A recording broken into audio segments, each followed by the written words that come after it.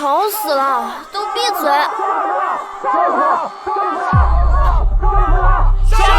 杀了他！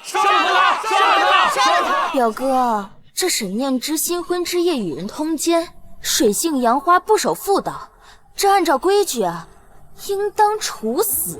就应该杀了他！有，还戏呢？不是。你们这是哪个剧组的？拍戏都拍到郑国将军府遗址了。你知不知道，这里是国家1级物质文化遗产，禁止拍摄。大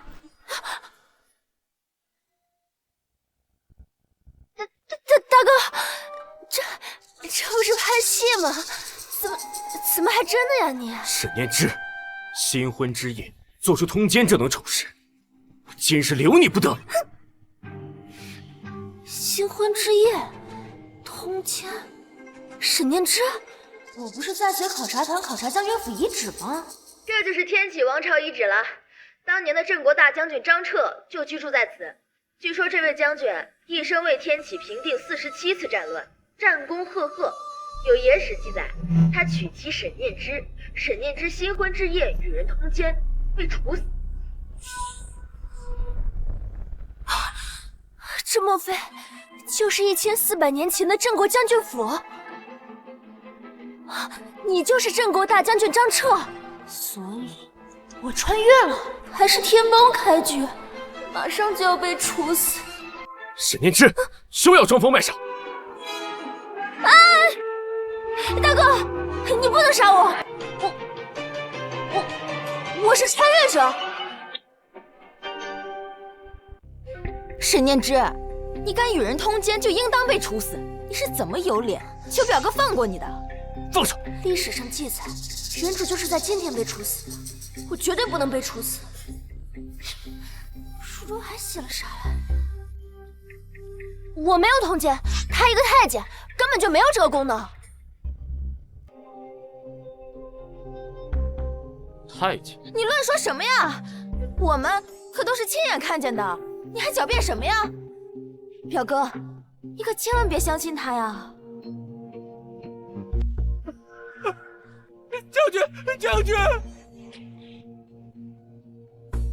将军，此人确实是太监。是太监？这竟是太监？怎么可能？难道真的是有人故意陷害？奸人，这都能让他躲过去？表哥是我的，我一定要把沈念之赶出将军府。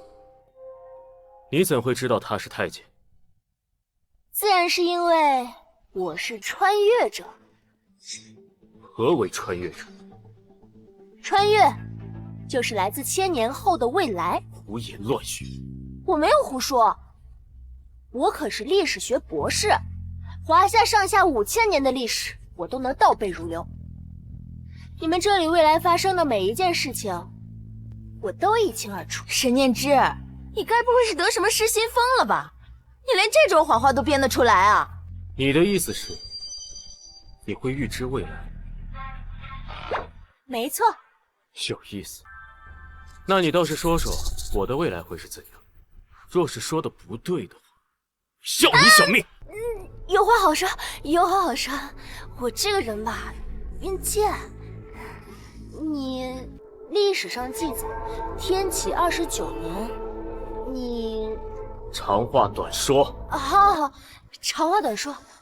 哎，就是你的未来太复杂了，这个呀，说来话长。这历史书上记载，你的未来会被奸人所害。说这点，你会被五马分尸。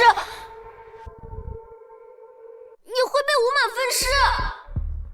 沈念之，这种谎话都编得出来，现在还开始诅咒将军了。我没有说谎，书上就是这么记载。表哥乃是镇国大将军，武功高强，怎会被奸人所害？我看你啊，分明就是怀恨在心，故意诅咒。表哥，可千万不能放过他。这女人既没有动静，且醒来后行事与我的差异极大，须是在酝酿什么阴谋。倒不如先留她几日，看出到底是真是假。都退下，我心中有数。表哥，退下！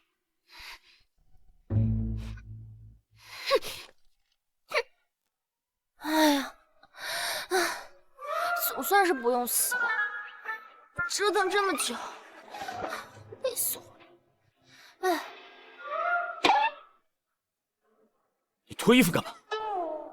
我上床睡觉啊，你不睡啊？你这种水性杨花的女人，我是不可能跟你同床共枕的。哎，理解理解，男人的自尊心嘛。你理解什么？你不行嘛？我知道，我都懂，史书记载的清清楚楚。你看什么狗屁野史？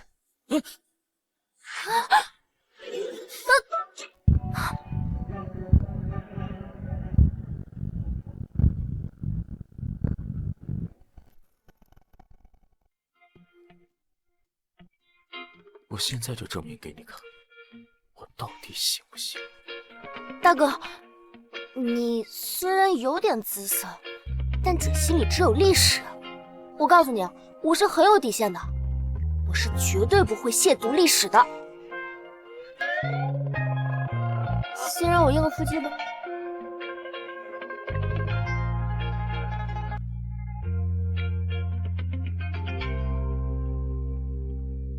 沈莲芝，我的忍耐是有限度的，你不要作死。哎呀，切，有贼心没贼胆，下头。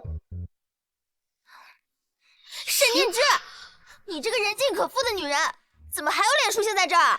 莹莹，不许没规矩。表哥，莹莹她确实是心直口快了些，但是她说的也没错呀。莹莹，你就是那个古今第一恋爱脑，被世人称为恋爱脑鼻祖的张莹莹。这又是你说的那个穿越者历史中记载的事？没错。什么穿越？你在说什么呢？哥，他是不是疯了？你知道莹莹发生了什么？也没什么，就是被一个穷书生骗财骗色，最后被家暴致死了而已。胡说，张生才不会这么对我。你当真在外面与人私少？我就是和他，回了几封信，私下见了几面而已。张莹莹，从今天开始，你就给我老实待在家里，哪里也不许去。哥，哎。表哥，莹莹她还小嘛，慢慢教就是了。我们先坐下吃饭吧。哎，吃就知道吃，要不是你，我怎么会被禁足？现在不吃，以后可就没得吃了。哦，也对，你是恋爱脑，你挖野菜就行。哼，哎，就是可惜了，今年秋收遭遇了蝗灾。粮食颗粒无收，百姓流离失所。你说什么？沈小姐，这饭呢可以乱吃，话可不能乱说。大司农今年早就说了，风调雨顺，是个丰收年。就是，你一个深闺妇人，难道比大司农预测的还准吗？我可是穿越者，我知道未来发生的事情。胡言乱语。你平时风言风语也就算了，但事关百姓，不能乱开玩笑。谁开玩笑了？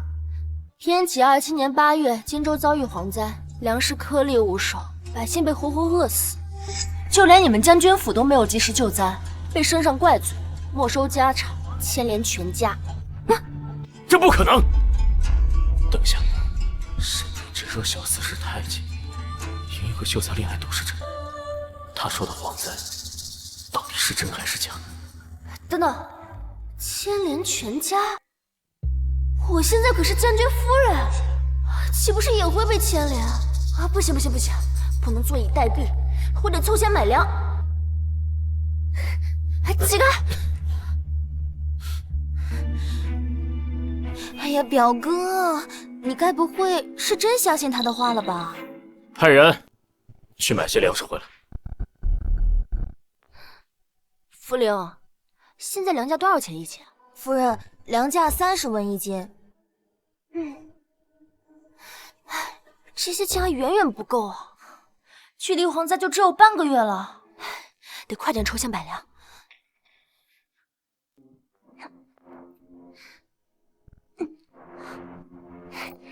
茯苓，你把这些首饰全都拿去卖了，卖回来的钱全都拿去买粮食。可是夫人，这是您嫁妆里仅剩的东西了，如果全部变卖掉的话，您以后的日子可怎么办啊？顾不了这么多了，你就按我说的去做。哦，对了，你去把账房给我叫来。可是，快去啊！快点，快点，快点！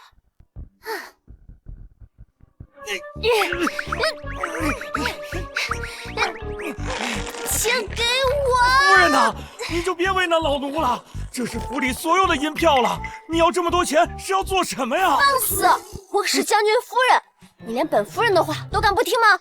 怎么，你是想将军亲自给你下令？我不敢。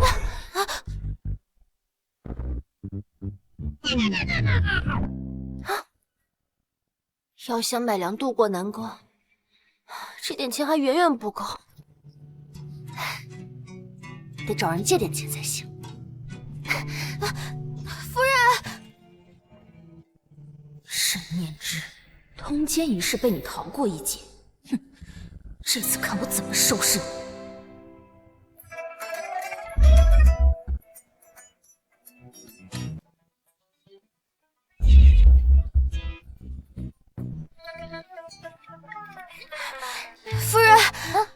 夫人，您已经预支了府里所有能用的钱，而且还将将军府的地契抵押向钱庄借钱。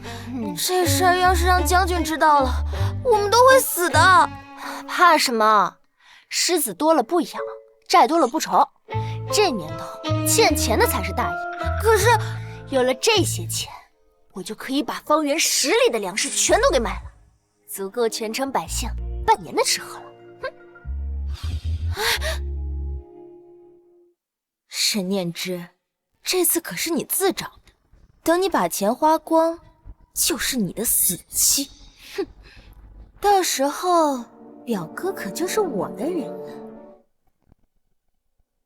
表哥，沈念之他掏空了将军府所有的钱，还盗欠了钱庄老板一大笔。你说他拿这么多钱，该不会是想逃跑吧？什么？他怎么敢？去帮他就行。哎，小心啊！大家都小心啊！辛苦啦！沈念之，你在干什么？哎，将军，你看，这些都是我筹备的粮食。沈念之，你该不会是说你掏空了将军府，就是为了买这些无用的粮食吧？你真把府里的钱用光，去买粮了？张彻，你放心，我是穿越者，熟知未来。这蝗灾马上就要来了，没有粮食，百姓都会饿死的。如今风调雨顺，地里的粮食马上就要丰收了，你跟我说有蝗灾，怎么可能？历史不会出错。退一步讲，就算蝗灾真的没有发生，但是这粮食也依然可以卖出去啊。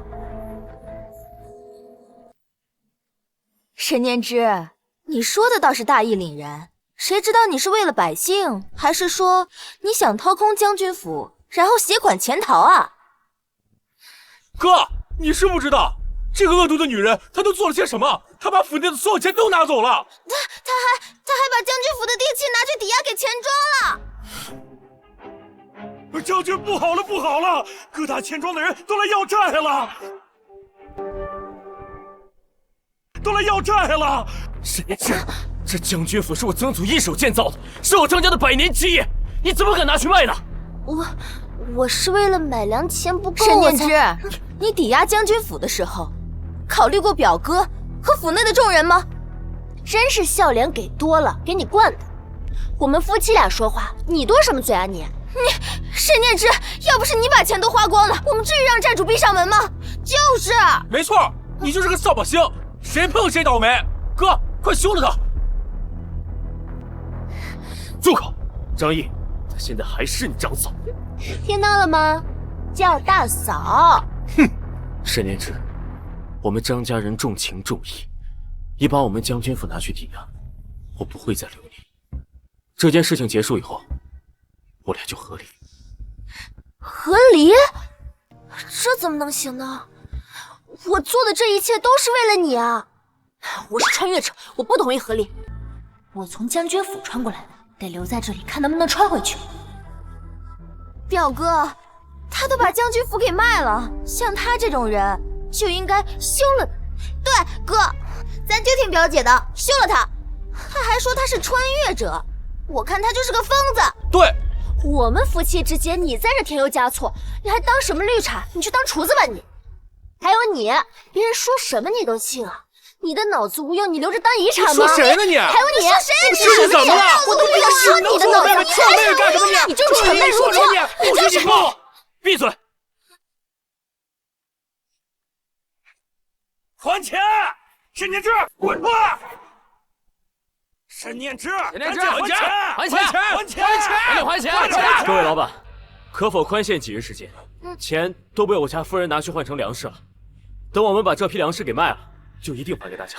欠债还钱，天经地义。今天这钱你必须得还。就是还钱，还钱，必须还钱，必须还钱。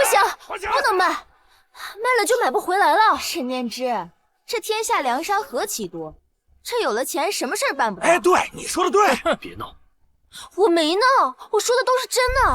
你为什么不相信我呢？我看你是铁了心不还钱啊！对啊，各位老板，钱我们一定会还，但是动手打人就过。对啊，等蝗灾过了之后，钱会还给你们的。百姓们马上就要丰收了，这哪来的蝗灾啊？我呸！什么蝗灾？我看你分明是想赖账！还钱！对，快点还钱！沈念之，你有何证据证明你所言为真？大家要是不信的话，可以上街去买粮。想必消息灵通的粮商早就已经不卖粮了。不可能！半月前，府上还买过粮。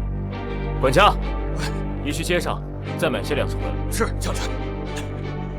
既然你信誓旦旦，那我就来验证一下，此事到底是真是假。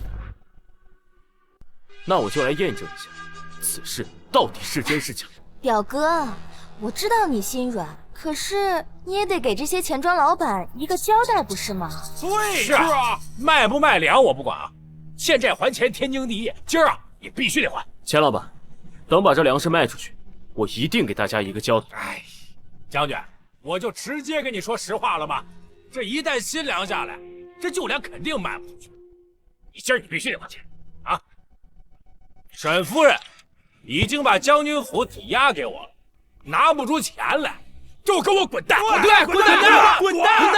钱老板，钱我一定会还，地契我也会拿回。我也是为了你们和百姓。你们别废话了啊！我们就是要钱。今天你要是不给钱，哎，我们就对你们动手了！动手了！你们，住口！别再说。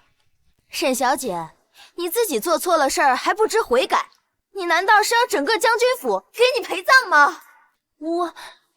我都是为了救你们和百姓才这么做的。哼，一派胡言！我看你啊，就是为了一己私利，想要害死大家。各位老板，希望你们给我宽限几日，此事是我不对，但是钱我也一定会还给大家。哎，不行！你想赖账是吧？不给钱，那就别怪我们不客气了啊！来呀，打！哎，你们也上！上！哎，这下完了，也不知道死了能不能转回去。将军，不好了！不知什么原因，各大粮商都不收粮了。啊，这什么？没粮了？什么？啊，这真的没粮了？不会真的有蝗灾吧？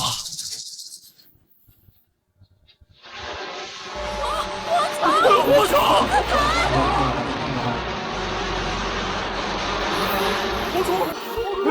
帮主，真来了！完了！蝗虫往庄家的方向飞去了！真有蝗虫啊！这怎么可能呢？我早就说过有蝗灾，这下你们相信了吧？怎么可能？沈念之这个草包怎么能预测到蝗灾啊？他怎么可能会这么厉害呢？蝗灾过后，地里的庄稼可都毁了。他真的能救全城百姓？哎呀，蝗灾真来了，蝗灾真的来了，我家也没有粮食了，我家也没有，怎么办呢？对了，将军夫人不是有粮吗？她可是买空了全城的粮，咱们从她那儿买点粮，不就能度过蝗灾了吗？只要将军夫人肯卖粮给我们，不卖。你们刚刚一个个不都还挺凶的吗？不是还要打死我吗？来啊，打死我们！没有，欠债还钱，天经地义。刚刚要债，实乃是理所当然。那个将军夫人，你们也别为难我们。对呀，钱等粮食卖出去之后，我会还给你们的。卖了粮食，这怎么能行啊？卖了粮食，我们不得饿死啊！是啊，这，钱我们不要了，您就拿粮食抵债就行。对，就拿粮食，拿粮食。各位老板，今时可不同往日了，如今粮价飙升。你们要是想用粮价抵债也行，除非你们愿意出10倍的市场价格。什么？10倍？什么10倍？你怎么不去抢啊你？是啊，哎，瞧你这话说的，这你情我愿的事情，怎么叫抢劫呢？你们要是不要也行，那就等着被饿死吧。当初咱借给他200万粮，如果要按照10倍来算的话，他还咱20万两粮食就完事儿了，这不血亏呀？这奸商呀！你们磨磨唧唧到底买不买？不买的话，我可就卖给别人了。买，就拿粮食抵债了。对，拿粮食抵债就行。行，签字画押为成。签吧，签。剩下的粮食该如何分配？自然是要开仓卖粮。卖粮？什么？沈念之，你未免也太黑心了吧！10倍的价格你都敢说得出口？200万的粮食翻10倍就是2000万两。我原以为你囤粮是为了救济百姓，没想到你竟是为了一己私欲。是啊，大肆囤粮，高价卖出，你这是置整个京州城的百姓于不顾。亏我们还以为你是真心为了帮助百姓，嘿，装模作样。当下应以百姓为主。现在百姓困苦，眼下正是蝗灾，颗粒无收，你居然还敢要10倍的价钱，他们本来就拿不出来，你是要把他们给活活饿死吗？沈念之，你为了赚钱，简直就是泯灭人性！谁说我要将粮食10倍的卖给百姓了？怎么？难不成你还想卖得更高吗？10倍的价格，百姓已经承担不起，更何况……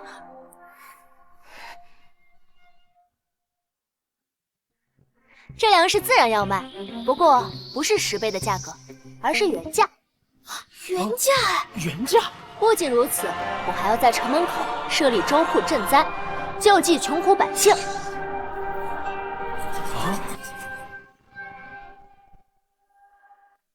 你居然要原价卖给百姓？将军夫人，你真的要把粮食原价卖给百姓？是啊，剩下这180万两的粮食，真的肯为百姓分文不涨？他就算翻不了10倍，卖个5、6倍卖出去，那也算翻了呀。将军夫人这胸襟，这格局，真令我等佩服呀！佩服。沈念之居然为了那群贱民放弃了这么大的利益。你当真愿意把粮食以原价卖给百姓？我当初筹钱就是为了买粮救百姓。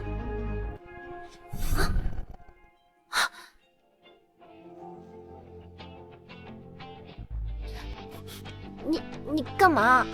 夫人，我代表全城百姓，谢夫人的救命之恩。感谢夫人救命之恩。你干嘛？起来！一个甘愿为百姓放下巨大利益的人，想必以前的种种都是我误会他。沈念之，我天启从未有过蝗灾，你又是如何知道的？对啊，你是怎么知道的？预测蝗灾很难吗？我不仅能预测蝗灾，我还知道你们这个世界未来将发生的所有的事情，因为我是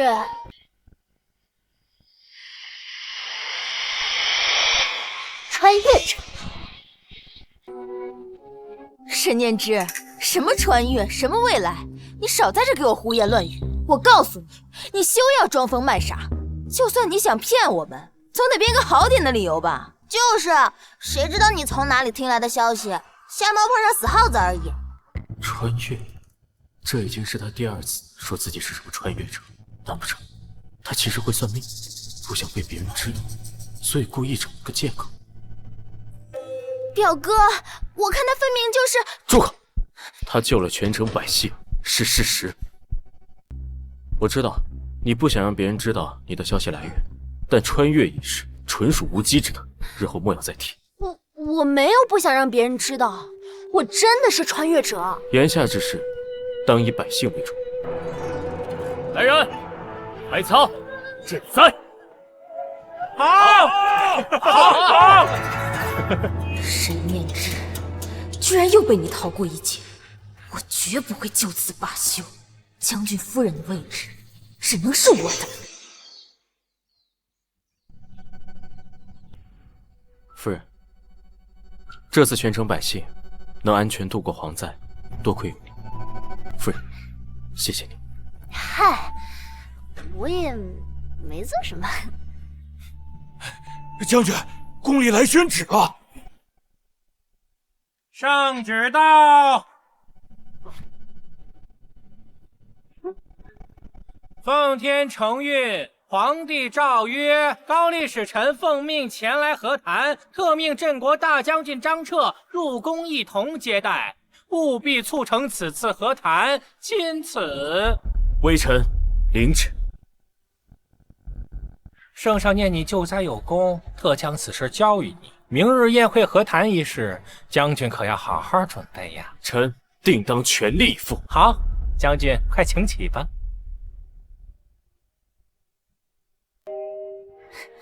公公舟车劳顿，还请入寒舍好好休息。这边请。请。和谈，史书记载，此次和谈失败，天启整整赔了10座城池和无数金银财宝，导致国库空虚，元气大伤。后世一致认为，此乃天启覆灭的开端。明天的和谈，我也要去。你不能去，两国和谈乃国家大事，你千万不能乱来。我没有乱来，我都是为了你好。史书记载，此次和谈失败，天启……住口！小心祸从口出。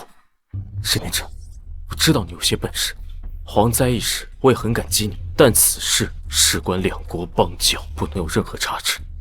你可明白？老老实实待在房间里，哪儿也不能去。哼，好你个张彻，过河拆桥是吧？哼，不让我去，我就偏去。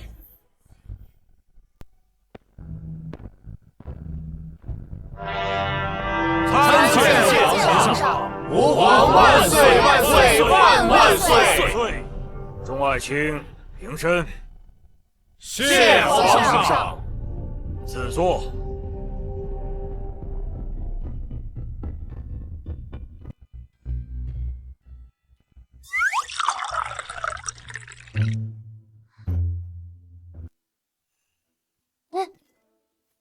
好没规矩的丫鬟，抬起头来。糟糕，要被发现了。好了，宴会之上不得无礼，你先退下。高丽使团来访，我天启非常欢迎，所以特设此宴来款待远道而来的贵宾。 성대한 환대를 감사드립니다.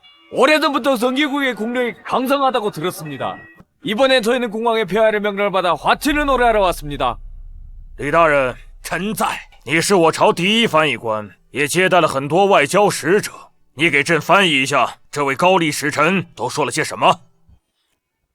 微臣遵旨。陛下，其实方才高丽使者是带来了高丽王对陛下您和文武百官的祝福，祝我主陛下万福安康，祝各位大人万事顺意。这翻译有点水平，但不多。和谈乃大事，不得胡说。 오래전부터 중원의 문화를 동경해 왔으며 청기국 인지가 많다는 이야기를 들었습니다. 그래서 특별히 한 가지 렌즈를 내리시며 저희는 이 문제를 걸고 10개의 성을 내기로 하였습니다. 陛下，刚才说高丽王对我天启文化十分的敬仰，所以主动割让10座城池，为学习我们天启文化呀。什么？10座城池？啊，10座太好了！当真？这翻译到底是怎么做的？句句不相连，句句都瞎编的。莫非主打一个已读乱回？ 만약에 귀국이 이 문제를 풀지 못한다면 저희에게 저공을 바치고 10개 성을 할양해야 합니다. 陛下，方才使臣所说割让10座城池是有条件的，如果能答对他所带来的难题的话，便可以；如果不行的话，就要我们招降纳贡，而且还要割让10座城池给他们呢。这么多句，就这句翻译对了。 哼，就知道你们高丽没安好心，居然觊觎我国10座城池。张毅，不得无礼！你又不懂高丽语，不得再乱说。这明显就是赤裸裸的阳谋啊！说我们不硬，倒显着天启没气度。我们要是硬了，这万一输了，割让10座城池的罪责，谁能担待得起？确实，这高丽真是打了一手好牌。 不过我倒是好奇，到底是什么千古难题，导致和谈失败，让天启割让城池的？他多次提到割让城池，难道他算出了什么？ 왜 그러십니까? 혹시 겁이라도 먹은 겁니까? 감히 도전하지 못하는 겁니까? 정기국이 위대한 나라라 하여 사방의 존경을 받는다는 건 들었지만 이런 작은 내기조차 받아들이지 못한다는군요. 他这又说什么？快翻，快翻！回禀陛下，此人刚才说我们都是无能之辈，连区区一道题都解不了啊！好大的胆子！ 区区一个蛮夷之地的使臣，竟敢口出狂言！你说谁无能呢？区区弹丸小国，能出得了多难的题？我看你呀，不要口出狂言，等着一会儿被打脸吧！这一关倒是有意思，虽然翻译水平不咋地，但是骂人水平还是挺厉害的。 저희 고려의 제일 가는 지혜가 낸 문제입니다. 세상 누구도 풀 수 없습니다. 차라리 순순히 10개 성을 바치는 게 좋을 것입니다. 哎呀，陛下呀！此人居然说我们愚笨如猪，干脆现在就将10座城池让给他们算了。你看，笑话！我天启人才济济，区区一道题有何难解？这赌约我们应了，尔等休要嚣张！大哥，你可真火啊！那可是10座城池，好歹也先看看是什么题再答应吧，万一答不出来呢？你听见了吧？ 我们将军已经发话了，这题我们应了。你呀，休要再口出狂言。现在你就等着把自己的嘴打烂吧！我呸！什么智者，什么无人能解？我们现在就给你解。还请使臣亮出题目。 여러분께서 그렇게 자신이 있다면 한중형이 다 들어가기 전까지 정답을 내놓으십시오.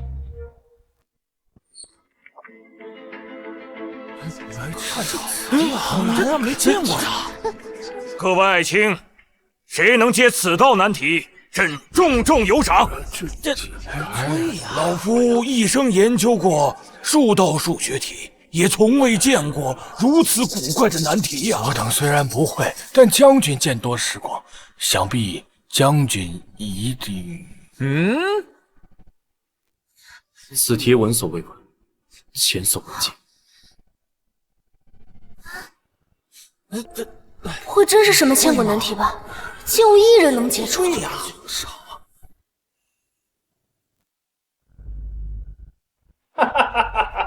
시간이 반이나 지났습니다. 아직도 풀어내지 못한다면 여러분의 패배는 확정된 것이 다름이 없습니다. 무슨 인재가 많다든가 내가 보기엔 다 무능한 자들이군. 这使臣也太过嚣张了。万一真的无人答出这道题，天启就会割让10座城池，慢慢走向覆灭。不行，我既然穿越来到这个朝代，就不能再让此事发生。 더 이상 기다릴 필요도 없겠군요. 패배를 인정하는 것이 어떻겠습니까? 嘿，陛下，这蛮夷之人竟然让我们直接认输啊！哎呀，陛下，我天启自开国以来，从未受过如此奇耻大辱啊！时间还未到，使臣谨慎起。 관을 보기 전까지 눈물을 흘리지 않는군요. 한두경이 타기 전까지 여러분이 답을 내지 못한다면 결과는 변하지 않습니다. 你分明是故意为难我们，用一道无解之题骗取我们10座城池。是啊， 이건 여러분이 스스로 승낙한 내기입니다. 억울해할 이유가 없지 않습니까? 바보 같은 선택한 것을 탓하십시오.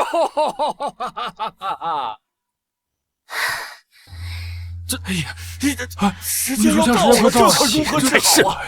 难道我天启真的无人吗？想不出来呀！难道我天启当真无人可解此题？好歹给我看看呢！ 끝났습니다. 정답을 내놓지 못했으니 10개의 성을 할양해야 합니다. 哎呀，陛下，方才使臣说了，这一炷香的时间已经到了，按照此前约定，要交付10座城池了呀！你做梦！ 뭐죠? 설마 이제 와서 약속을 어기겠다는 겁니까? 전기국이 이토록 신의를 저버리는 나라였습니까? 就这，我还以为是什么千古难题，这不就是初中数学题吗？这道题这么简单，你们都答不出来。沈念之，你居然打扮成丫鬟的模样来参加接待会，你知不知道毁了宴会是有杀头之罪的？莫要回应，过来。这道题我可以解。 웃기는 건요. 전기국이 모든 남자들이 풀어내지 못한 문제를 너 같은 여자가 풀겠다고? 천하 이런 웃음소리가 또 어디 있겠습니까? 哪里来的无知妇人？还不快快退下，不要再次丢人了！沈念之，你若是答不出来，害得天启赔偿10座城池，可是要诛9族的。你别在这连累我们，赶紧给我滚回去！沈念之，你说话都不打草稿了，你一个草包废物会算数吗？赶紧滚出去！就是，你怕是连题目都看不懂吧？ 哪来的疯女人，敢在朝堂上撒野！来人，把她给我拉下去！启禀皇上，她是我的妻子沈念之，她也是一时情急，并无冒犯之意，请皇上恕罪。陛下，这道题我能解。此话当真？你可知你这答案若是不对，是什么后果？不单说你自己的性命不保，连整个将军府都会被你连累。沈念之，不要胡说。陛下，她不是。是，我可以解。 好，若是你解不出这道题，就休怪朕要你的命。 결국 전기국에는 사람이 없어서 여자가 나서는 건가 보군요. 좋아요. 그렇게 자신 있다면 대답해 보시오. 정답이 무엇이요? 今有池1丈，家生其中央，出水1尺，引家覆岸，是与岸齐，奔水深家长各几分？这道题的答案很简单。 水深12尺，芦苇长13尺。使臣大人，我的答案可对？敢问使臣大人，我的答案可对？你怎么会知道？你该不会是乱说的吧？你以为这是过家家，随便一个答案就能糊弄过去啊？不懂还要乱说，你简直就是丢尽了我天启的脸！这就叫无知者无畏，哼，简直不知天高地厚。陛下。 我的答案是真是假，使臣大人自会判断。如若你的答案是错的，朕让你血溅当场。医官，臣在，翻译给他听。臣遵旨。 사신대님, 여기에 물 깊이는 13척이고 갈대는 12척입니다. 이 아가씨가 말한 것이 맞습니까? 네, 답은 틀렸어요! 哎呀，果然不出我之所料啊！陛下，他所说的答案是错的。糟糕，我这是个半吊子题目。你居然敢拿一道错的答案来糊弄朕和使臣！来人！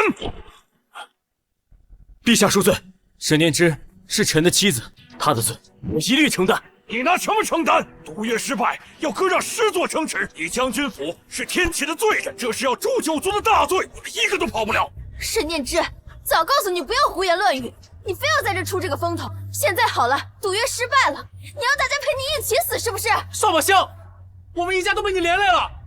谁说我的答案是错的？谁说我的答案是错的？明明是他翻译的有误。好，死到临头你还嘴硬，朕今天就让你死个明白。医官，告诉他你的翻译是对是错。医官大人，你翻译的是对的吗？你此话何意呀？莫非你是在说老夫翻译有误不成？嘿呀，这简直是笑话！老夫为官整整30余载呀，从没有任何人说过老夫翻译有误。好，既然你有胆这么说，想必你是想告诉我们在座的所有人，你也会高丽语吗？别乱说，李大人是我朝医官团第一人，接待过无数使臣，最懂高丽语，他的翻译不会错。就是啊，一个草包，你懂高丽语吗？还敢说医官大人的翻译是错的？哼，沈念之，你还敢谎称自己会高丽语？现在全因你一人之过，导致赌约失败。我看你就应该以死谢罪，省着连累我们。沈念之，你还有何话可说？你们就这么着急给我定下罪名吗？我什么时候说过我不会高丽语了？休要胡说！再这样下去，我也保不住你。死到临头还敢嘴硬，谁不知道你沈念之是一个不学无术的草包啊？还敢说会高丽语？我告诉你，在这天启境内，只有老夫一人懂得高丽语。既然你说自己会高丽语，那你便说给大家听听。如若你要是说不出来，陛下还请您立即处死这个满口谎言、毁掉赌约的人。处死他！处死他！处死他！处死他！处死他！胡言的事！处死他！处死他！处死他！处死！来人，把这个罪人给我拉出去斩了！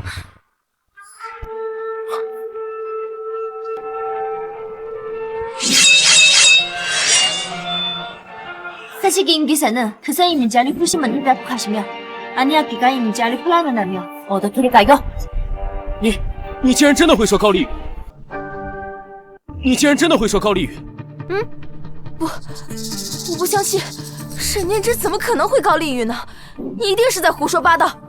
沈念之不是个草包吗？这区区一个女子而已，她怎么能说出这么流利的高丽语啊？ 내가 우리나라의 말을 알아듣다니. 你怎么会说高丽语？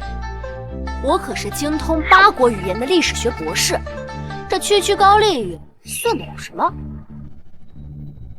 沈念之，你不知道从哪儿学了几句高丽语，就敢在这种场合开始班门弄斧？那你也一起把这道题给解了吧？你怎知我解不出来？他能测算未来，还会高丽语，也许真能解出这题目的。 这全场无一人能解，就凭你。沈念之，即便你会高丽，解不出这道题，你的小命一样不保。陛下放心，这道题对我而言轻而易举。사신기니 도박 계약이라면 3만만 바이오니 모두 조사해야 합니다. 그럼 어찌겠다는 것이냐? 어? 아주 간단합니다. 제가 이 문제 리한테만 제시 않으며 당신 부대는 천내인데 조심하고 부를 건지며 여기 선지를 양도해야 합니다. 무식한 여자가 감히 나서다니 하늘 높은 줄 모르고 까불고 있군. 좋아, 받아들이지. 10개에서뿐만 아니라 내 목숨도 내놓아야 할 것이다. 啊！他说不仅要10座城池，还要你的命呢！沈念之，这可是你自找，我看这次还有谁可以救你？这可不是儿戏。你放心，姐只打高端局。况且，区一道初中数学题，这道赌约我们一定能赢。表哥，你看他这样，想必定是胸有成竹，你就不要再拦着他出风头了。 시간이 다 되었군. 야가씨, 이제 정답 말해보쇼. 수센 CP 펜테 개대개시 세상 CP卡片拿完的，水深12尺，芦苇长13尺。啊，他这这是答对了还是答错了呀？小姑娘呀，刚才使者不是已经说了吗？你方才的答案是错的。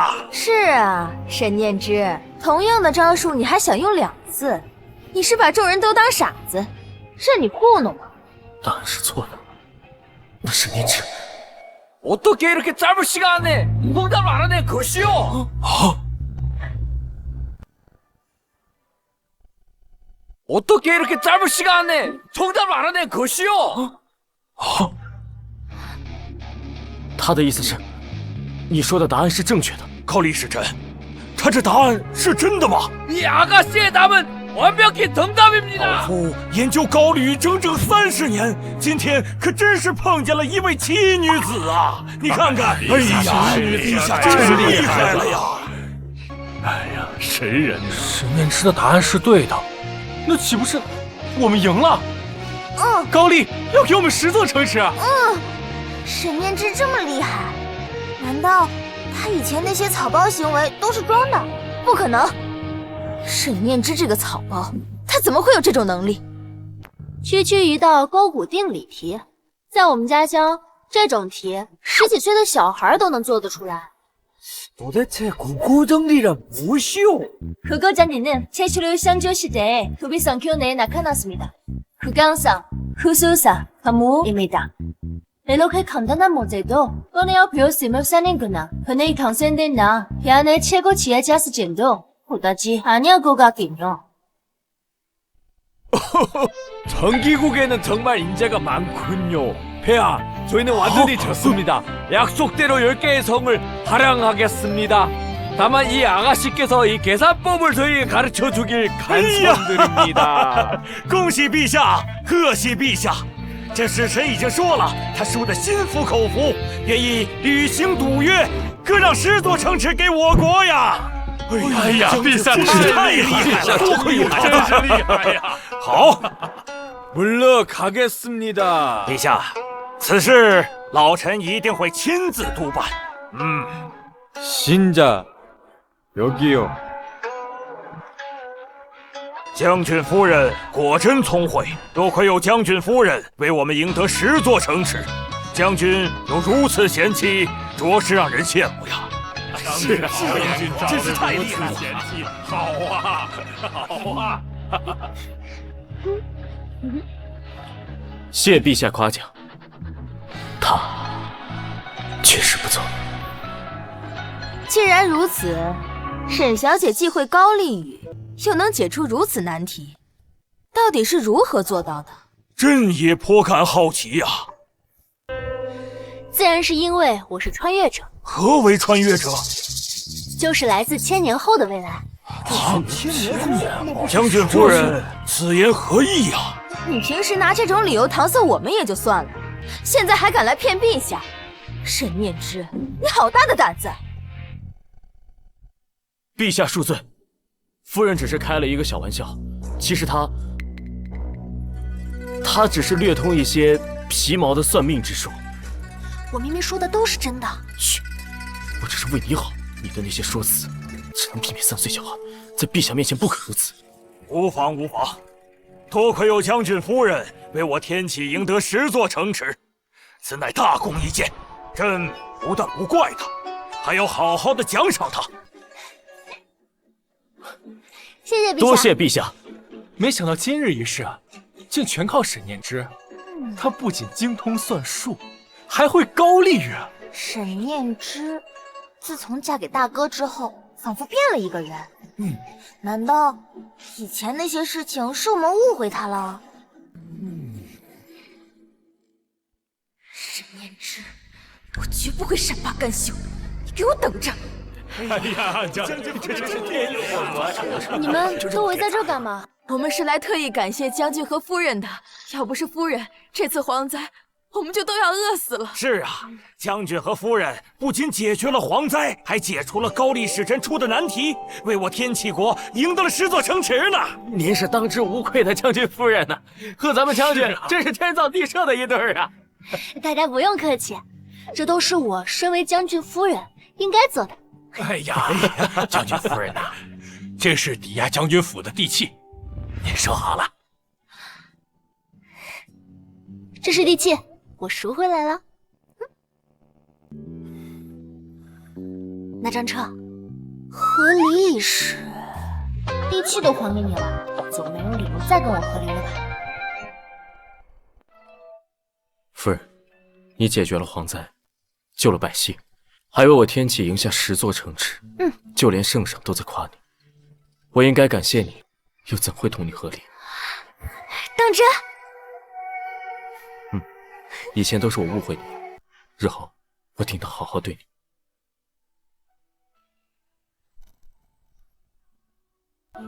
总算没有白费力气，这金大腿总归是被姐给抱上了。不合理，那我做的这一切算什么？将军夫人的位置只能是我的。把这封信给姨母拿过去。是。沈念之，我看这次姨母回来，表哥还能不能护得了你？我去五台山礼佛不过3个月，府内竟发生如此多事。若不是白芷传信给我，我还被蒙在鼓里呢。是你写信给母亲，扰了母亲的清修。表哥，我够了，你怪芷儿做什么？也不看你的好妻子做了些什么。新婚夜与人通奸，胆大包天抵押将军府，这桩桩件件，简直让我张家丢尽了脸。娘，此事并非你想的这样，这一切都有误会。娘，沈念之他还救了百姓呢。好了，你们一个个的是被他灌了什么迷魂汤不成？他人呢？叫他来见我。他在……你们不说是吧？那就让我这个做婆母的亲自去找他。哎，娘，娘，大家快来看呐！上好的琉璃，今天通通只要8折，走过路过千万不要错过啊！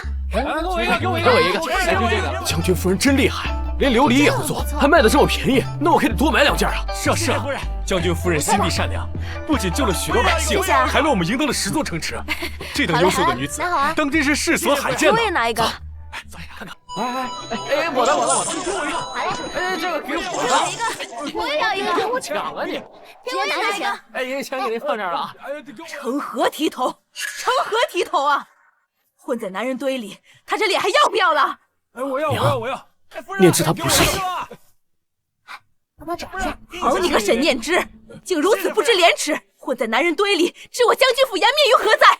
今日我就让我儿休了你！挣钱的事你少管。你放肆！沈念之，你竟敢对姨母不敬！嫂子应该不是这个意思。娘，要不有什么事儿，我们回去再说吧。姨母，娘，都是误会。念之他娘，张彻的娘亲，天启历史上第1位上过战场的女将军。我的老天呐，这等大女主居然是我婆婆！误会？什么误会？你最好跟我说清楚。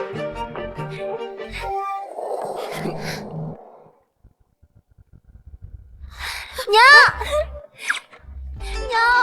我好想你啊！大哥，这什么情况？兴许是念之太过想念母亲了。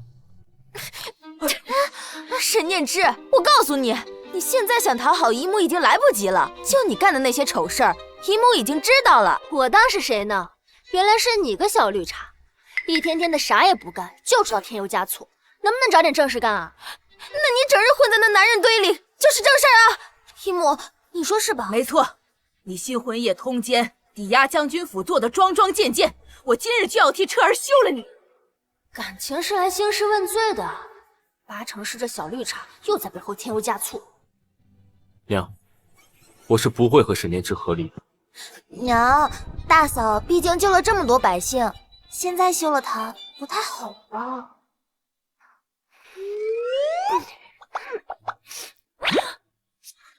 娘，你这37度的嘴里，怎么能说出这么冷冰冰的话？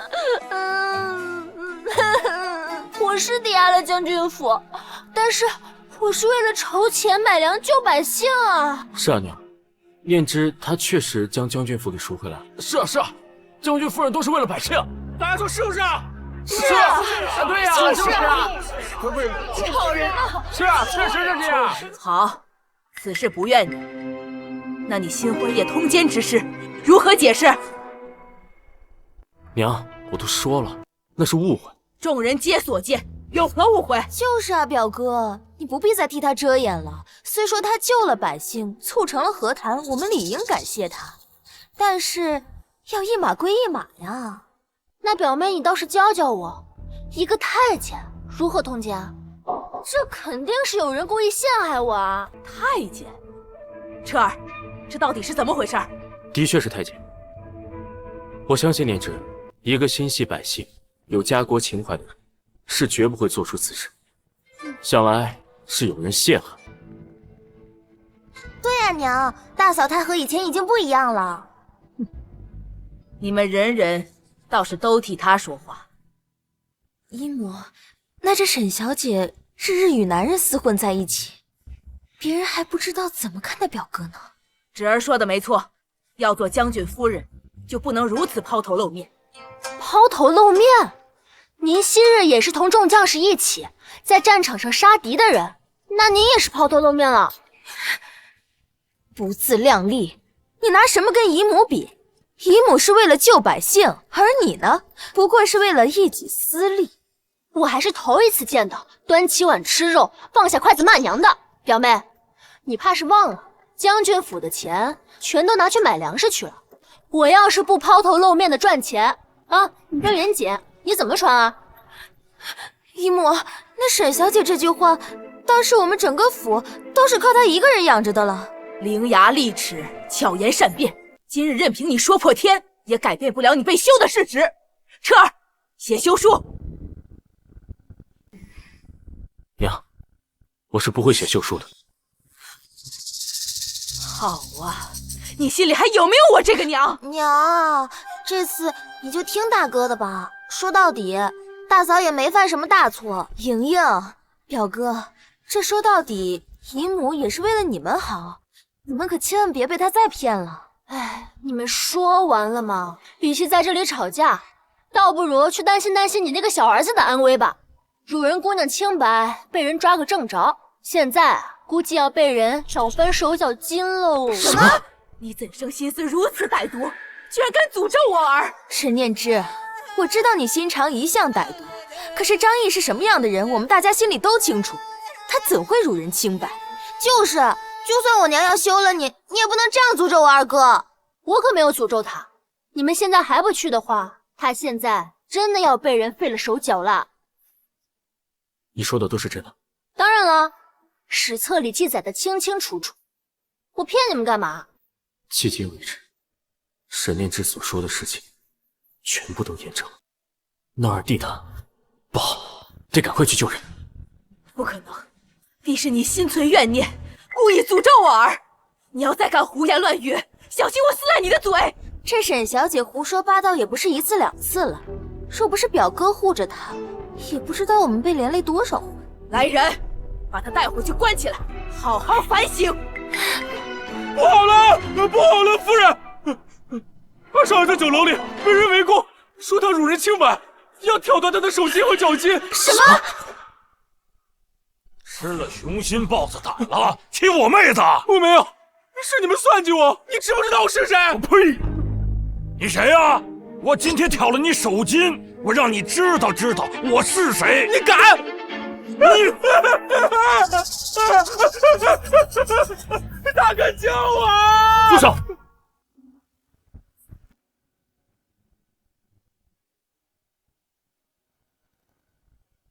谁敢动我儿？哥，娘，救我！幸好来得及时，不然就真的变成废人了。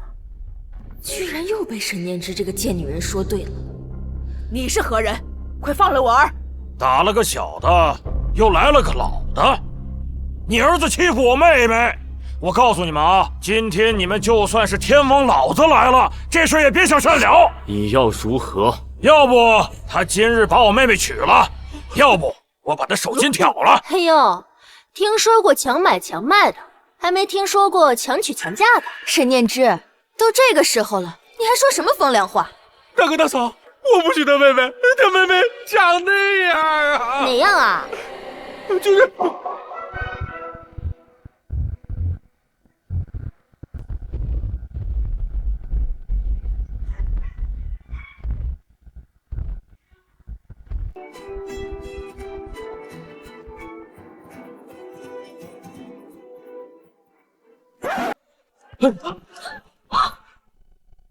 我介绍一下啊，这位就是我那位闭月羞花、婀娜多姿、倾国倾城的妹妹。哎呀！你呀，你小子，你能娶到我妹子，你几世修来的福气？你别给脸不要脸啊！这福气你要不要？闭月羞花，温柔善良，原来是因为不愿意娶人家姑娘，才被挑断手脚筋的。你分明是贪图我妹妹的美貌，被抓了现行还死不承认。我现在就把你筋挑了，我让你怎么遛女人！我呸！少爷能看着他吗？分明是你们把我打晕了，还对我。分明是小爷，我才是清白不法。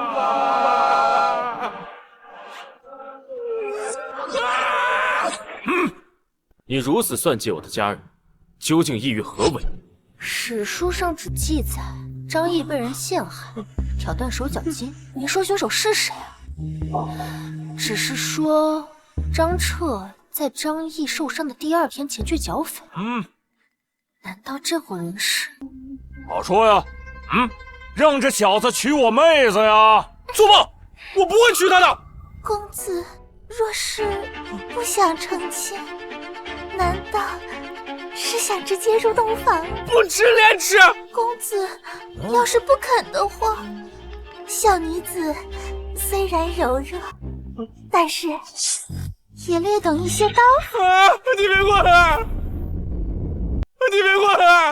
住手！哎，姑娘，冷静。强扭的瓜可不甜。哎，甜不甜的，你尝了才知道。别过来！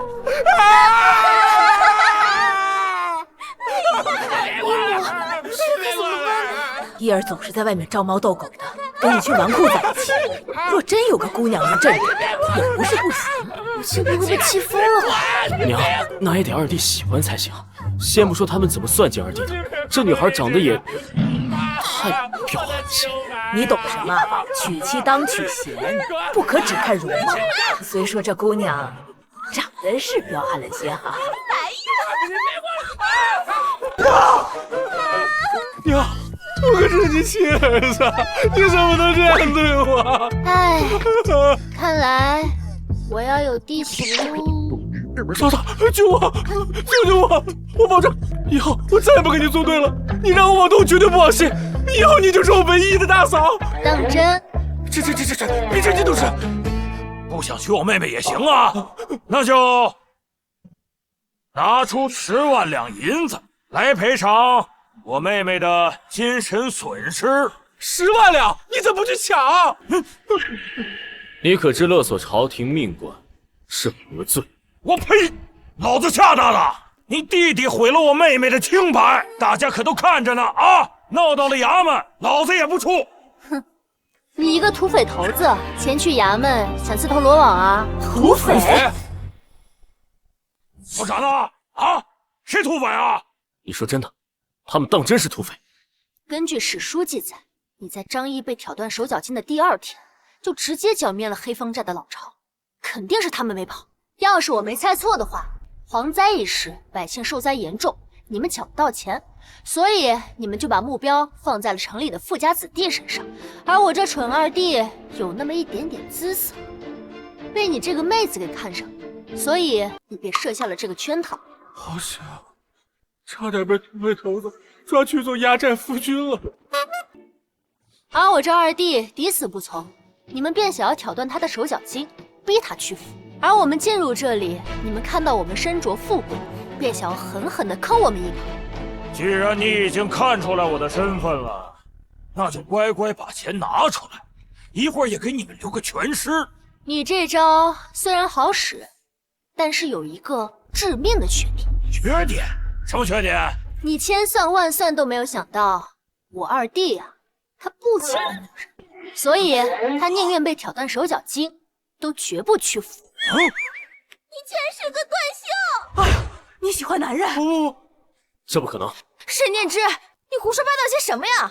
张毅怎么可能喜欢男人呢？嫂子，我什么时候说我不喜欢女人了？我懂，史书记载的清清楚楚。你受伤之后，身边的丫鬟都换成了小厮，你这不是喜欢男人，你是什么？哥，嫂子她当然造我呀！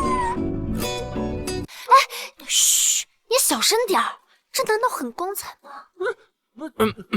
想来你看那些什么史书，都是一些胡编乱造。不可能！行了，要耍回家耍去啊！你们把钱给我拿出来！一看你这土匪头子就没什么文化。你干大事之前不先对目标人物做个调研吗？这么多年土匪都是怎么混的呀？难怪都当土匪了，都还这么穷。你这职业啊，不景气，趁早转行吧。放屁！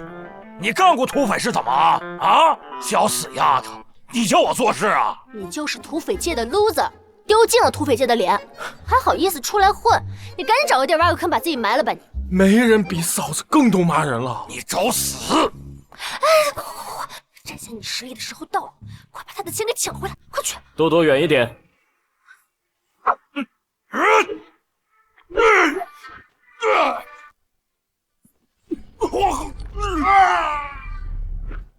沈念之，你去死吧！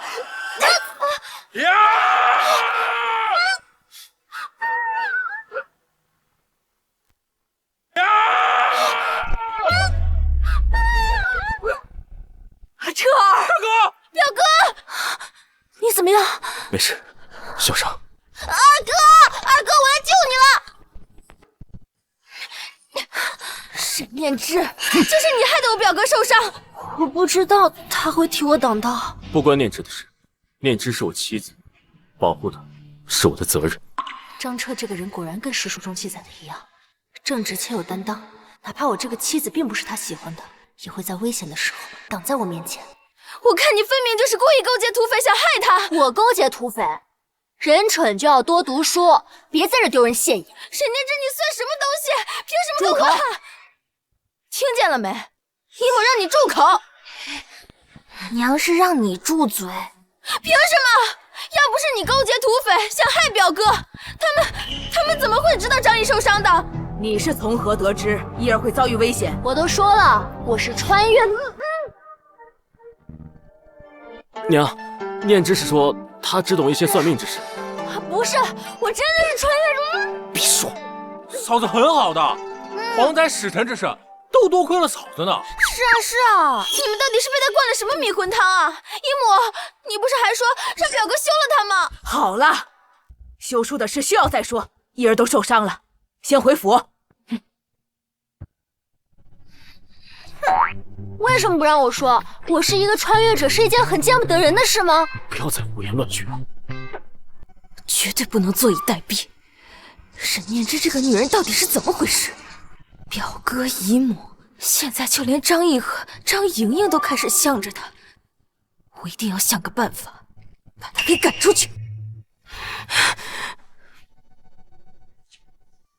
我不该激怒李仁的，害你受伤。此事不能怪你，无需自责。要不是因为你，我没有办法及时救出二弟。应该的，都是一家人嘛，我总不能看着张毅出事。伤都包扎好了，他怎么还赖在这里？那个，夫人，我今晚，你到底想说什么？母亲还不知道我们没有圆房，所以我今晚要跟你一起住。你想跟我睡？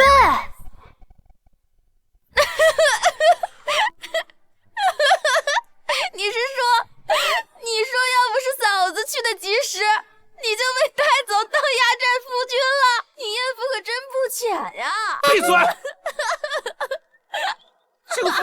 要不要啊？那个人长得那就不是个人，你还笑？嫂子还说你是断袖，二哥，你可真是太惨了呀！张莹莹，不许笑！我也没想到你是这样的，二哥。这么说，还多亏了嫂子。走，我们去谢谢她。走啊！好你个张彻，我把你当做研究对象，你居然想睡我！不，我没有想睡你，我是想跟你一起睡。不是，我的意思是，我睡地板，你睡床，这个意思。再说了，我们本就是夫妻，一起睡不是应该的。打住！只是有名无实的夫妻。再说，你不是一直都想跟我和离吗？以前是我不对，我误会你了，我向你道歉。夫人，以后我们能不能……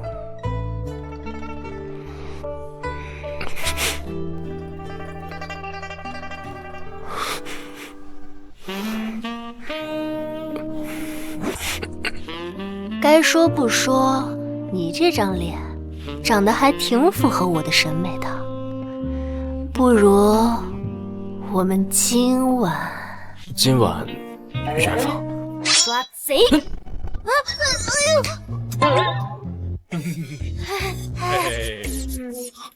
这，你们两个偷偷摸摸在门口干什么？是的，他叫我来偷听的，我跟我没关系。滚！嫂子不跟他圆房，跟我们横什么？我这就滚！欲求不满的男人可真可怕呀！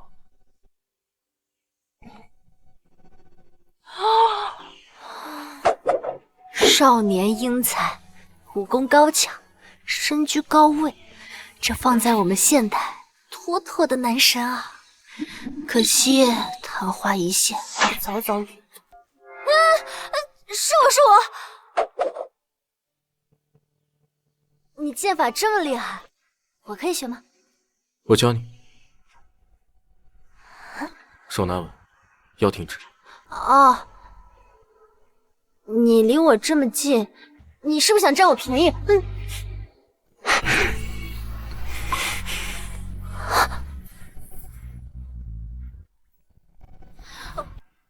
我可没有想占你便宜啊，是你靠我太近了。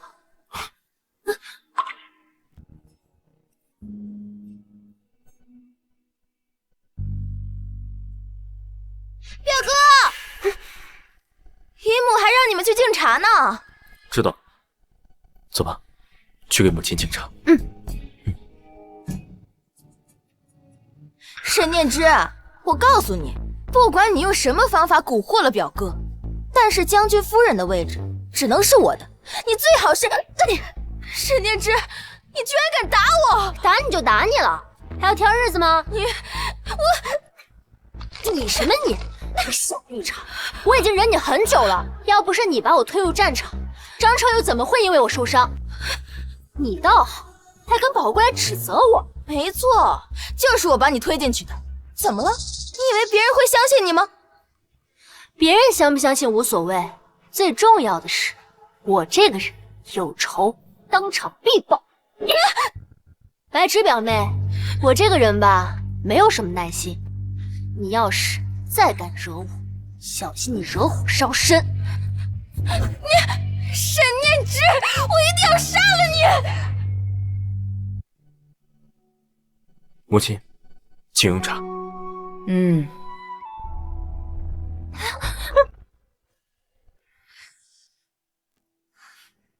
有没有被烫到？没有。沈念之，你这是什么意思啊？你是故意弄掉茶盏，然后不想给姨母敬茶吗？娘，念之绝不是那个意思。怎么，不干厨师改行碰瓷儿了？我都没有碰到茶盏，你都赖到我的身上，我看你就是故意想诬陷我吧。分明是你怀恨姨母，让表哥休了你，所以记恨在心，故意摔掉茶盏，不想给姨母敬茶。自从我嫁给张彻之后，表妹就处处看我不爽，还屡次想陷害于我。你是因为你觉得我抢了你的将军夫人之位吧？我没有，这次害人的手段也颇为艺术。哦，难不成当初新婚夜通奸一事，也是表妹栽赃陷害我？通奸一事，难道真的是白之所？之前我从未怀疑过他。你乱说些什么呀？我为什么要这么做？自然是因为你对我的夫君一往情深，想要除去我这个眼中钉肉中刺，自己上位呗。表哥，姨母，你看，这个女人她就是故意挑拨我们之间的关系。不可能，侄儿是我看着长大的，她心地善良，绝不会做出污人通奸之事。姨母说的对，你就是想故意挑拨我们之间的关系。我挑拨？我看就分明你。通奸一事，到底是否与你有关？表哥，我们之间这么多年的感情，你就因为沈念之她一句话，你就开始怀疑我。自从这个女人进了家门，我们全家都不得安宁。你到现在居然还向着她。哼，怀不怀疑，我自会派人去查。若是让我查出此事与你有关，我绝不轻饶。他这是相信我了。表哥，这个贱人她到底哪里好？你要处处向着她。住口！你应该叫她表嫂。我不，她浑身上下哪点能配得上你？配不配得上，也不是你说了算的。既嫁入我将军府，就是我将军府的主母。侄儿，你当唤她一声表嫂。姨母，这声表嫂很难叫出口吗？表妹。表嫂，哎，莹莹呢？我已经几日未见她了。娘，大哥大嫂，不好了，莹莹不见了。她一个女孩子能去哪？还不派人去找？算算时间，她该不会跟那个家暴男私奔了吧？什么私奔？你给我说清楚！莹莹如此乖巧，怎么会做出这种事情？沈念之，你也太恶毒了吧！你居然想毁掉莹莹的名节！我可没乱说，是那个叫张生的男人骗走了他所有的钱，还把他锁起来，日日拳打脚踢。如果嫂子说的是真的，那现在岂不是莹莹很危险？你是从何得知？娘，现在不是追究这个的时候，找到莹莹才是要紧事。你不是会算命吗？你是不是知道莹莹在哪？不是算命，是穿越。算了，给你也解释不清楚。我记得史书上记载，他家住在青云巷。走，救莹莹。大哥大嫂，我也去。表哥，姨母，你可千万别相信这个女人的话，她就是在骗。沈念之，你该死！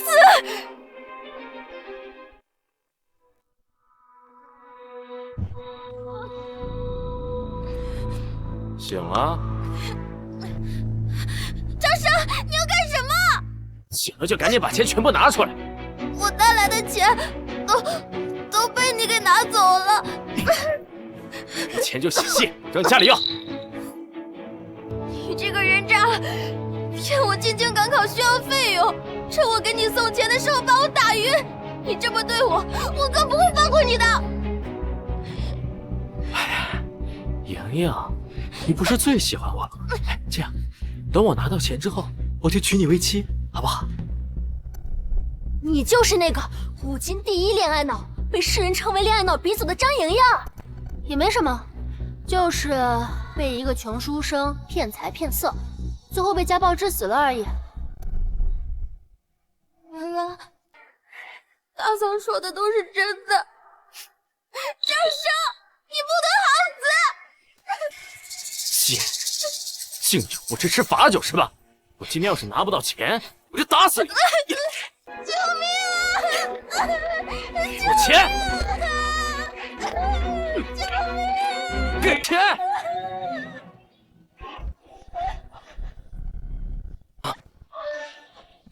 你大哥大嫂！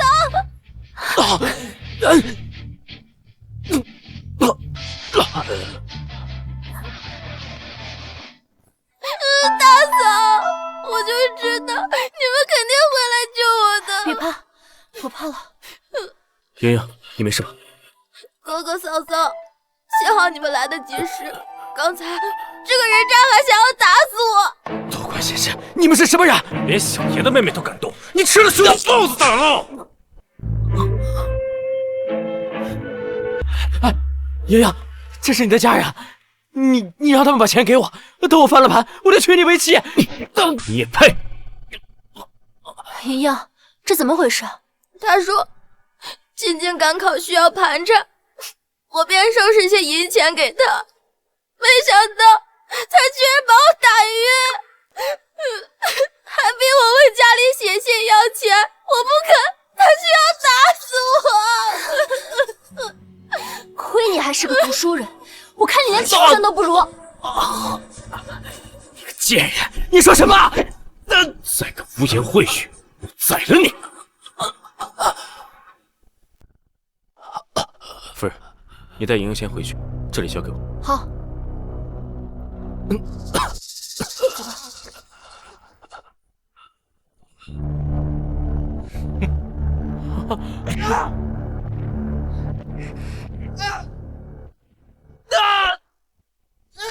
老子，大哥会把他打死吗？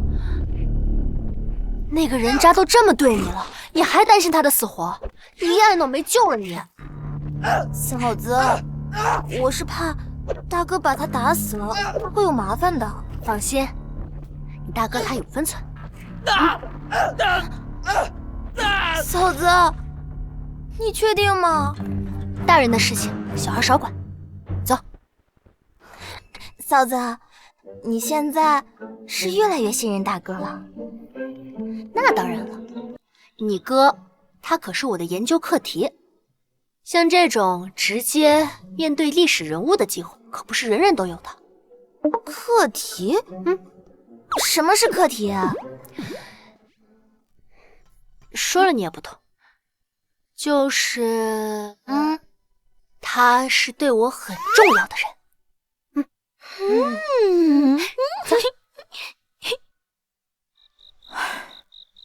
都这么晚了，怎么还不回来？哎呀，姨母，你就别担心了，有表哥在，莹莹她肯定不会有事的。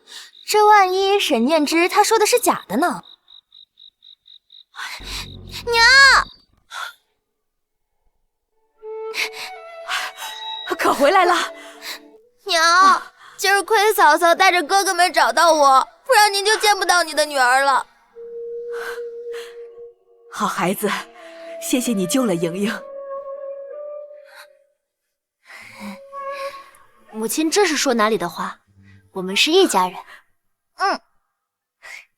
好，好，好，来，快进去。再这样任由沈念之下去，这个家里就没有我的容身之地了。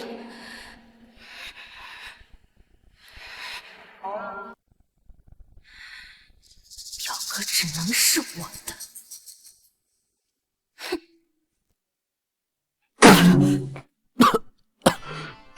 娘，你在说什么？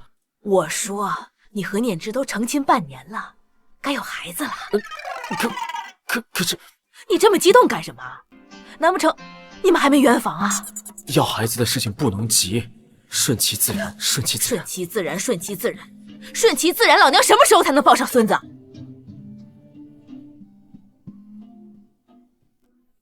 别说娘不帮你，这个给你。这是什么？补药。补药？我怎么可能需要这种玩意儿？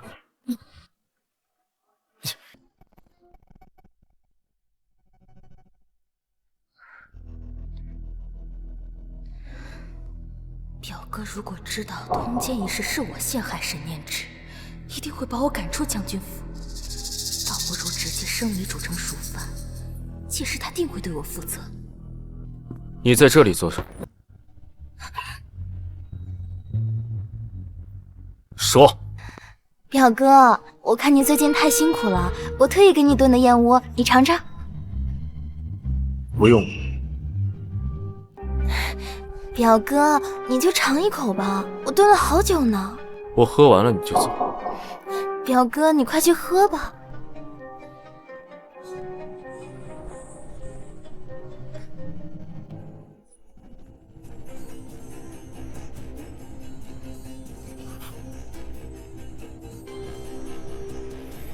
还不走？怎么回事？药效怎么还不发作？表哥，你有没有觉得哪儿不舒服啊？你怎么流鼻血了？莫非是这药效太猛了？些许是有些上火，你先回去吧。到底怎么回事？看表哥这样子，怎么也不像是中了春药，难道是这药过期了？看来还是得另想办法才行。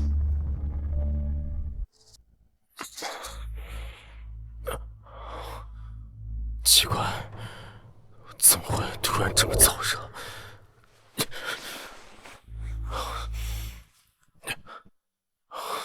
张彻，空间仪式你查清楚结果没？已经找到线索了。脸怎么这么红？你生病了？为何见到他，感觉这股燥热之气更盛了？你一直看着我干什么？夫人，我们是不是应该同房了？我想。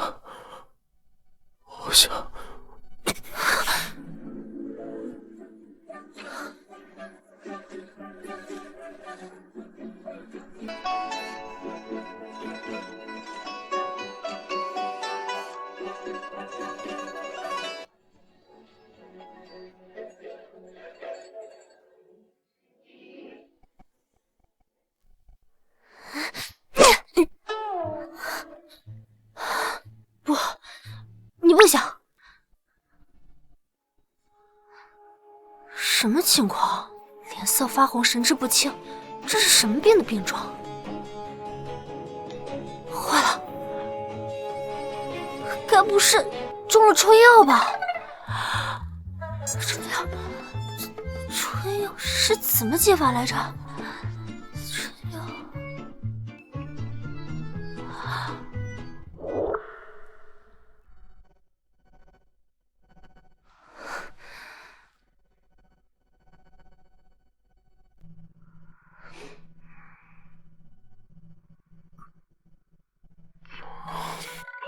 醒了。刚才给他脱衣服的时候，怎么没发现这家伙看着瘦弱，居然还有8块腹肌？不知道他能不能看在我帮他解了春药的情况下，让我摸一摸。你干嘛？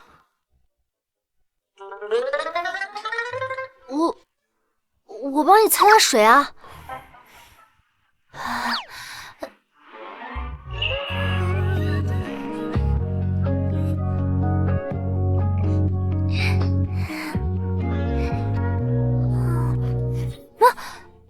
摸够了吗？姐又没白抹，姐帮你解了春药。难不成是我误服了母亲给的补药？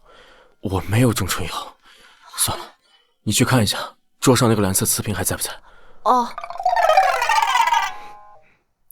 蓝色瓷瓶，蓝色啊，是这个吧？这个应该就是春药的解药。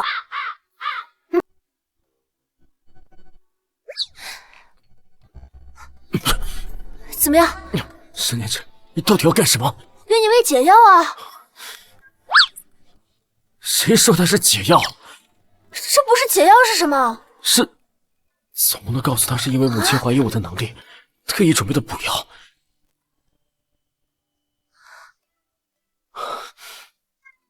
你怎么了？哎，你糟了，不会是毒药吧？你等着，我去给你叫府医。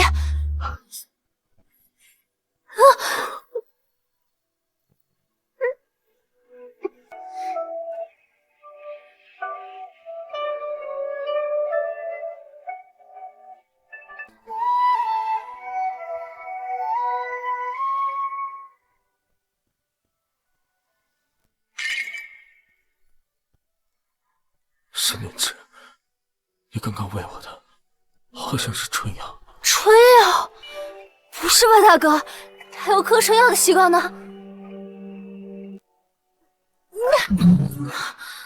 来人呐，叫府医！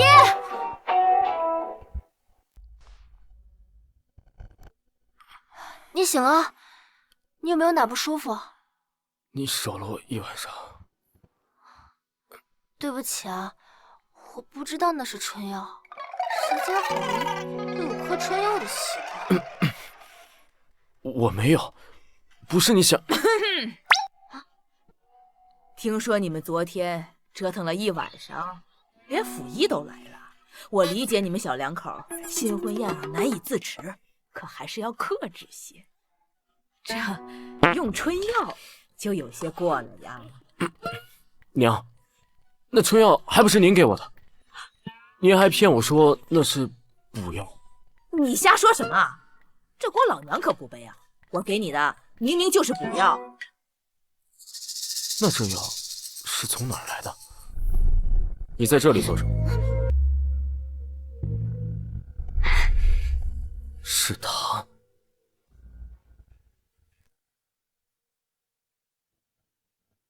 跪下！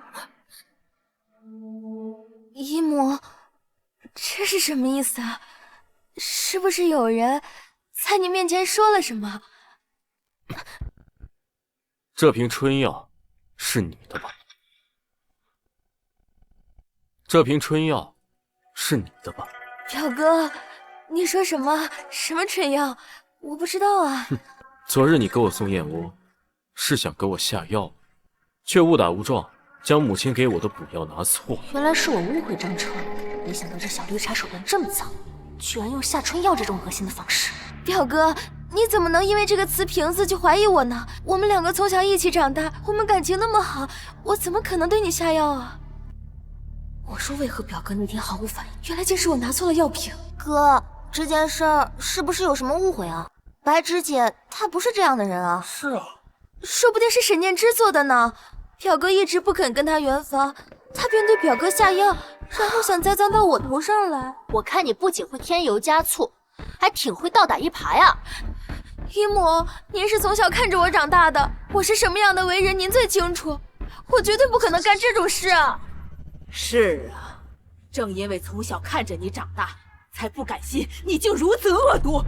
姨母，您这句话是什么意思？把人带上来。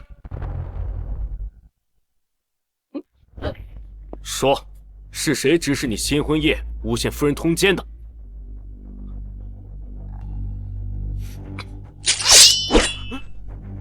不说，我现在就杀了你！将军饶命，是表小姐威胁我这么干。你胡言乱语些什么呢？就凭你个奴才，你敢攀称我？说，到底是谁指使你的？到底是谁指使你的？小的没有胡说，这玉佩就是表小姐给我的报酬。还有什么话好说？居然是你诬陷嫂子，白芷姐，你怎么能这么恶毒呢？你这是要置大嫂于死地啊！原来是我们误会了嫂子。不是这样的，表哥，你相信我，这个玉佩是他偷的，我什么都不知道。证据确凿，还敢嘴硬？新婚夜要不是念之机智，他现在人已经死了。他早就该死了。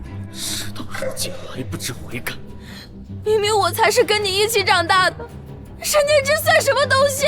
我才应该是你的妻子，应该是将军夫人。你以为我死了，张彻就会娶你吗？没错，要是没有你，表哥他只是我一个人的，谁敢拦着我，我就杀了谁。你这根本就不是爱，就是你的占有欲在作祟。你懂什么？即使没有念之，我也不会娶你。我对你从未有过私情，我一直把你当做妹妹。你说什么？妹妹？我不信，我不相信！来人，把表小姐给我带下去！放开我！放开我！都怪我，怪我没有教好他，才让他变成现在这样。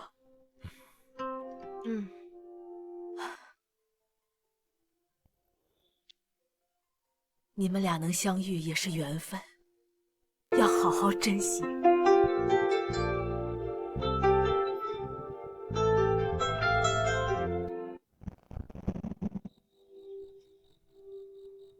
来了，坐。将军今天可真是好兴致，特意来邀我喝酒赏月。我有些话想要对你说。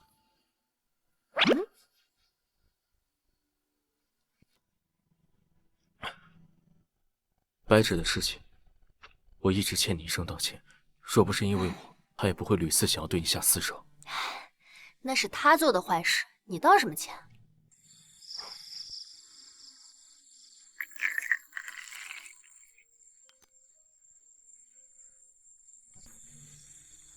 明日，我就要奉圣上的命令，前去黑风寨剿匪。我想剿匪？可是李仁不是已经关在地牢了吗？黑风寨易守难攻，目前群龙无首，是剿匪的正好时机。可史书上并未记载此次剿匪事件，难道是我这只小蝴蝶扇动的翅膀改变了历史走向？那张彻原定的命运也会改变吗？念之，有些话我一直想要对你说，我心悦于你。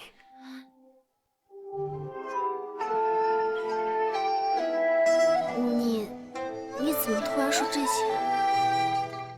我不管你从何而来，也不管你是什么身份，但我就想一直在你身边，陪着你，保护你。可我是穿越者，我们之间相隔的是1000年的时光。念之，你是否愿意与我重新来过？我知道，我之前对你有诸多误会，若是不愿意，也我愿意。真彻，我也不知道我为什么会穿越到这种地方。我想，如果有缘由，那一定是因为你，我为你而来。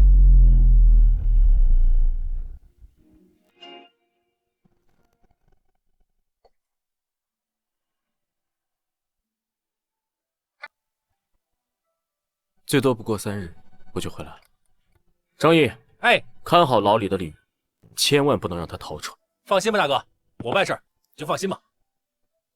时辰已到，我该启程。等我回来。一切小心。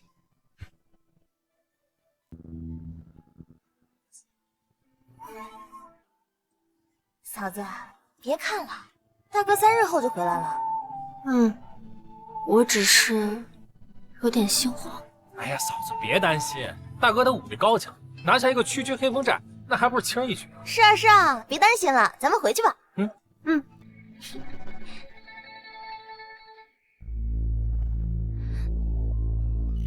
沈念之，这次没有表哥，看谁来救你！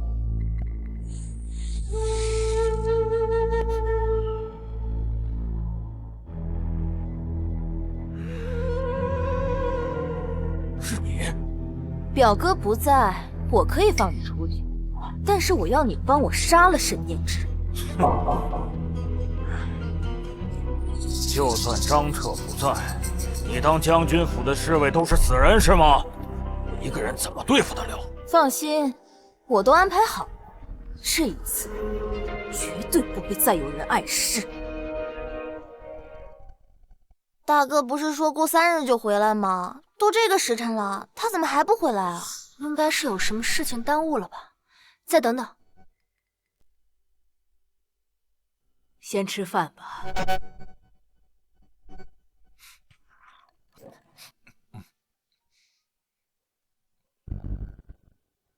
李仁，你不是被我大哥关起来了吗？怎么会出现在这里？白师姐，你竟然给李仁放出来了！你们将军夫人又见面了。白芷，你到底想干什么？姨母，我想干什么？您难道不知道吗？我要沈念之去死！哼，放肆！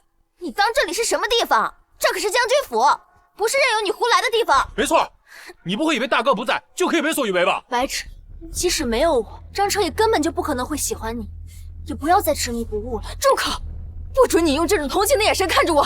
白芷，你收手吧。闭嘴！我不想再听这个贱女人说话。杀了她！我看谁敢！来人呐！姨母，既然我今天敢在此站在这儿，就是做了万全的准备。你府上的那些侍卫全都中了我下的软骨散，现在连爬都爬不起来，更何况还救你们呢？你好恶毒！你就不怕大哥回来找你算账。等表哥回来，木已成舟，届时我就说沈念之是土匪杀的，跟我有什么关系啊？你，叶儿，张毅，大哥，你没事吧？全下毒。娘，不要再白费力气了。一木，纵使你是我天启第一女将，可在我软骨散的作用下，你也使用不了一点内力。现在只能想办法拖延时间，等张彻回来。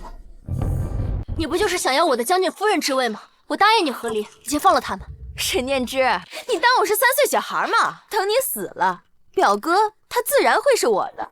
至于他们嘛，我念在你们曾经真心对我的份上，我就给他留个全尸。你居然如此恶毒，好歹他们也养育了你这么多年，你竟要恩将仇报！你早就计划好了，专等彻儿不在，就对我们动手。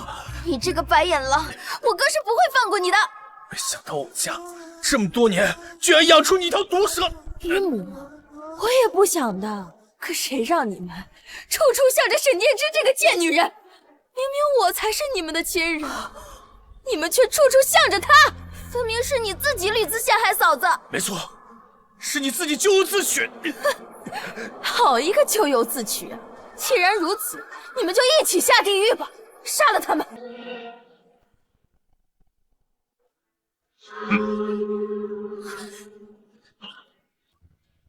你以为他杀了我们，你就能逃脱得了吗？你什么意思？白痴，你可真蠢！你居然和这个土匪头子合作。张彻此次剿匪，剿的就是他的老巢黑风寨。你觉得他会放过你这个将军夫人吗？没想到这个屋子里还有聪明人。居然敢骗我！白小姐，我只是答应帮你杀了沈念之，我可没说不杀其他人。是我把你从地牢里救出来的，你现在居然敢出尔反尔！张彻他搅了我的黑风寨，我就要用他家人的命来祭奠我死去的弟兄。与虎谋皮能有什么好下场？你居然还在做着你将军夫人的美梦！你也不必如此挑拨，我会让你们一家子整整齐齐的下地狱。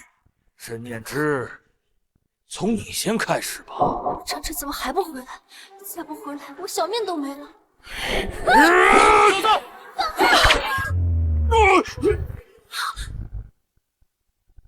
大哥，彻儿，表哥，张彻，念之，娘，你们没事吧？你要是再晚来一步，我就死了。没事就好。张彻，你来的真及时啊！真可惜，你把他们都杀了。就凭你，也敢动他们？你杀了我黑风寨的兄弟们，既然我杀不死他们，我就杀了你！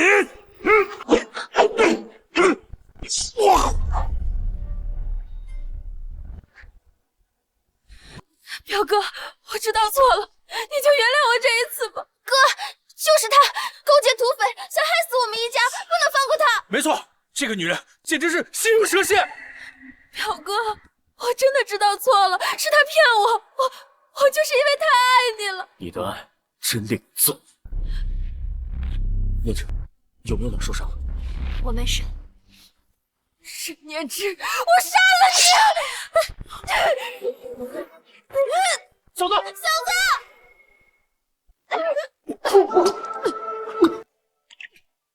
念之，沈念之，你终于死了。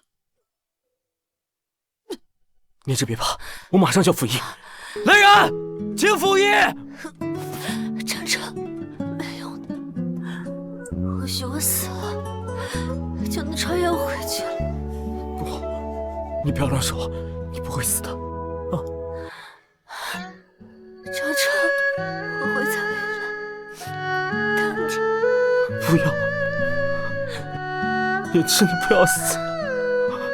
念之，念之。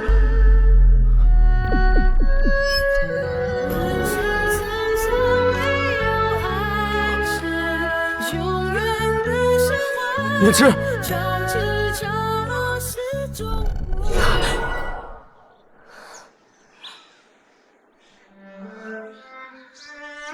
这是穿回来了，还是一场梦？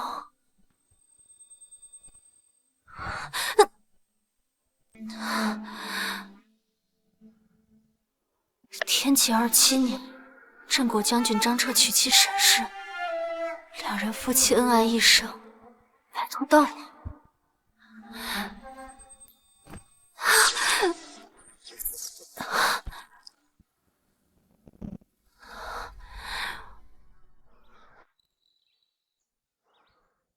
该去下一个地方了。